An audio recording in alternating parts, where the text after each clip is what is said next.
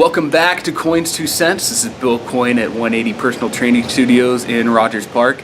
And today we're going to go over static hip flexor stretch. This is a great stretch for anybody that's looking to alleviate back pain or even looking to jump higher, squat more weight. The reason being is because, one, if you've got back pain, it's usually from sitting for extended periods of time. So you're at work for at least 8, maybe up to 10 hours. You're in a seated position almost the entire time.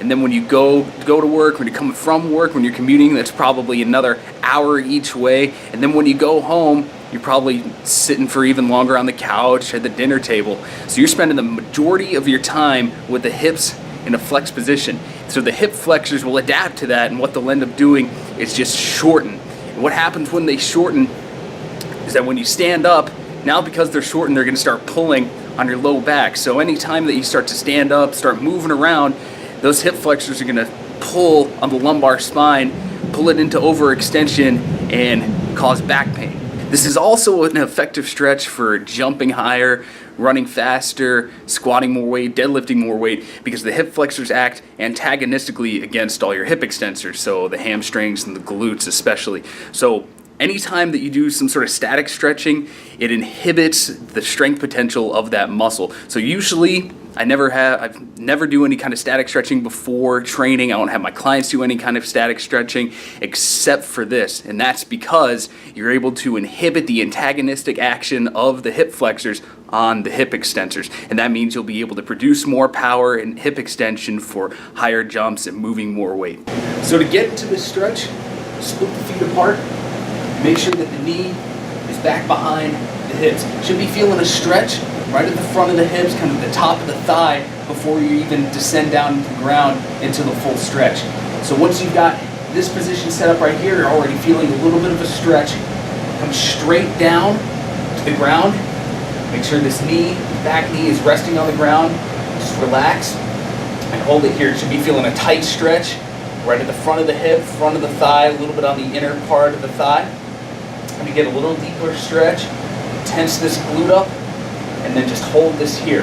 So the most common mistake I see when people are performing this stretch is that they don't get into that top position and get the stretch set before they descend the hips and bring that knee to the ground.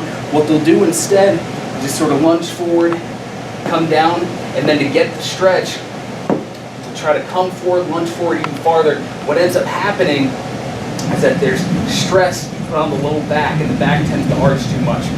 So if you notice in that first position, it's almost a perfectly straight line from the torso all the way down to the knee. And we don't need to lunge forward and hyperextend that back in order to get a real good stretch. Like I said earlier, I don't usually recommend doing any kind of static stretching before you train, but this stretch is an exception. That is because it inhibits the antagonistic action of the hip flexors against the hip extensors. So that means you'll be able to jump higher, be able to squat more, be able to deadlift more. And this is something you can do every single day. If you've got tight hip flexors, if you're sitting down a lot, do it as often as possible. Keep them loose. Don't let those hip flexors shorten up and cause any kind of back pain.